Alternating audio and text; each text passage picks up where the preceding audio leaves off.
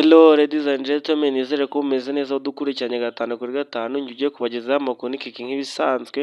Amakuru tugiye kubagezaho ni amakuru avugwa hano muri showbiz nyarwanda, aho umuririmbyi uzwi ku izina rya Uworizagwira Florian umaze kumenyekana nka Yamano yanze kuvuga kuri Bruce Melody ngo kuko atamuzi, agaragaza ko n'ikimenyimenyi nta hantu barahurira.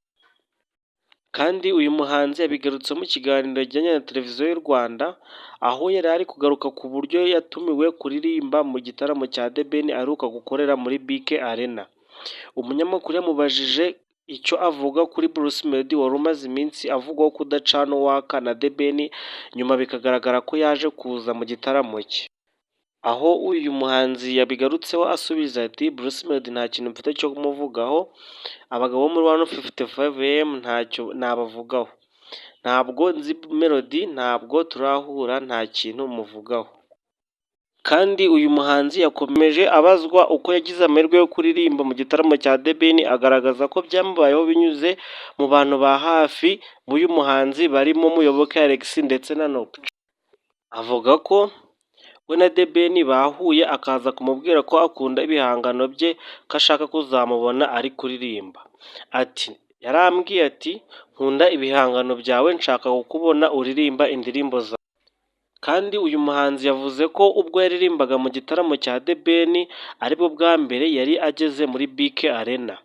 Ati ni narasezeranyijwe ko nzajya muri BK Arena ngiye kuharirimba, ntitaye ku gihe bizamfata, mbona Imana irabikoze. Kandi uyu muhanzi yavuze ko agaragaza ko The Ben nk'umuntu wamuhinduriye ubuzima, aho yavuze ati ni mukuru wanjye mu muziki no mu myumvire, afite ijisho rya mukuru, yumva ko agaciro yahaye ubuhanzi bwanjye nzakurikiza ibyo yanyeretse nka mukuru wanjye. Kandi uyu Yamano yasoje avuga ko muri 2025 ateganya gushyira hanze indirimbo ye na The Ben. Ati muri uyu mwaka hagomba gusohoka indirimbo yanjye na The Ben, uko byagenda kose niko kuri, kandi izera ko bitazafata igihe kirekire. Amakuru n'abagezeho nagaruke, mukomeze mugire byiza, ciao.